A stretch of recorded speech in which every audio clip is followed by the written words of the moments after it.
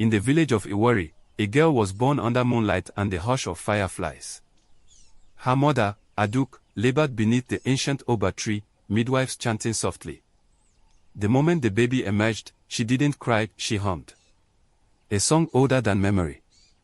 The oracle, ancient and blind, whispered. She has arrived. The one with the mark. They named her Efun, meaning purity. By 1, bees circled her but never stung. By 7, she spoke with the oracle. By 12, cows combed at her touch. She was said to carry the mark of balance, a half-moon on her shoulder, a symbol of destiny not chosen, but inherited. But reverence is not the same as freedom. At 16, on the night of the eclipse drum, the oracle emerged again. The storm will come, he said. She shall be our silence. The elders declared her betrothed to Aramu, the chief priest's son. He was calm, gentle, trained in healing. Peaceful. Efun bowed her head and accepted. But that night, as her mother braided her hair with white beads of peace, she asked, "Do you accept your path, my child?" Efun nodded. But inside, her heart whispered no. That same night, in the western forest, someone watched her. Ogunfemi, a fire-born wanderer. Rumored to be sired by thunder. Exiled. Raised in wilderness by spirits without faces. He saw Efun at the river, laughing, radiant. He didn't see peace. He saw a spark. And sparks, he believed, were promises waiting to be broken. 2 nights before the wedding, Efun entered Umoja's sacred grove to offer prayers, honey, cowries, white cloth. The river glowed softly. "Let me be still," she whispered. Then, breathed behind her. A figure stepped from the shadows, Ogunfemi. His eyes burned like amber, a serpent scar danced down his cheek. "Do the gods watch over you, Efun? You know my name. All fire knows the wind that threatens it." She warned him. He smiled. "Your peace isn't yours. It was planted. Have you ever asked if you want it?" Efun's offering remained untouched by the river. "If your soul were settled," he said, "the water would have taken it." She left, shaken. But the next day, she saw him again, disguised in the village market. A wanderer in ochre robes, blending in. Their eyes met. She led him behind the dying house. "You fear nothing. Only boredom. Then perhaps you should fear me." "I do. A little." They met again that night, and the next. In the grove, they sat beneath moonlight, not touching, but close. "What is your name?" she asked. "Ogunfemi." "Named by strangers. Forged by exile." "I was named for purity." "But it was a wish, not a truth." He asked. "What do you want, Efun?" She had never been asked that before. The night before her wedding, the village danced. The drums echoed. Aramu was ready. But Efun's heart was not. She slipped away, back to the grove. There he stood. Waiting. "Can 2 fires exist without burning each other?" she asked. "Only if they choose to become flame together." Their lips met. And the world changed. The grove trembled. The sacred pool ignited, flames roaring toward the sky. Cowries shattered. Trees howled. But Efun did not burn. The mark on her shoulder split, white and red flame pulsing. Balance was gone. Fire had chosen her. Far away, the oracle gasped as the shrine drums cracked in half. "She has chosen fire." They said the sky would bless Efun's wedding with rain.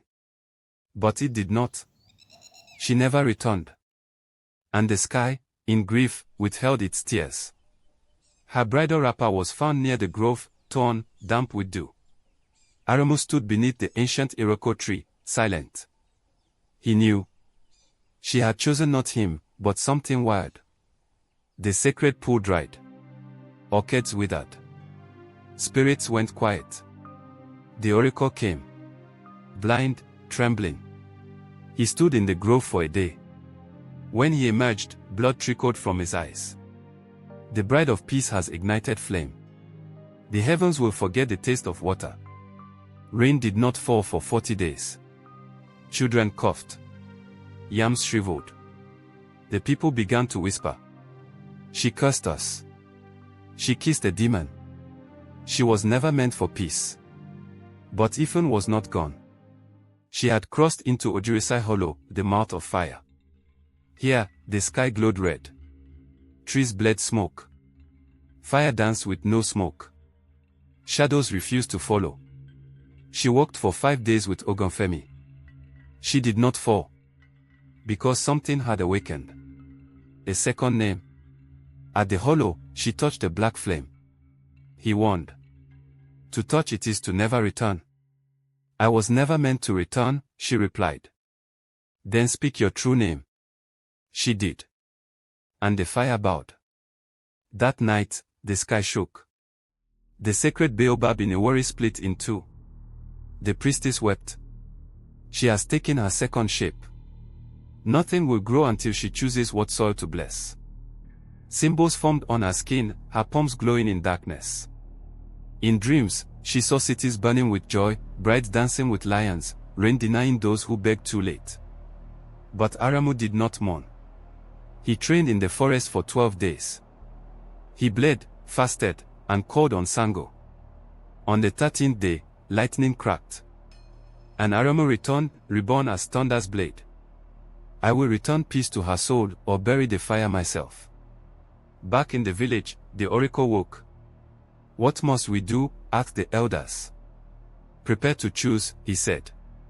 Between what? If rain no longer listens to drums, and the bride no longer to bells, ask not which path she walks. Ask who dares walk beside her. Efun stood at a cliff's edge, Ogunfemi behind her.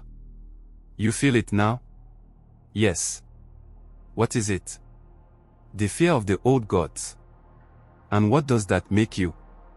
The answer they didn't expect. She didn't become a demon. Nor a goddess. She became a question, one no prophecy had prepared for. As she turned toward the village she once called home, fire in her eyes, the wind carried a final message. When peace betrays the heart, let fire lead the feet. And still, the sky refused to rain. When peace is chosen for you, it becomes a prison. True destiny is not obedience, but awakening. You may be named for purity, raised for silence, or blessed for harmony.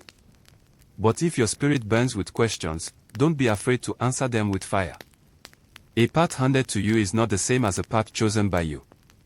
Some storms don't destroy, they awaken what peace tried to bury. Balance is not silence. Sometimes, chaos is the truth that sets the spirit free.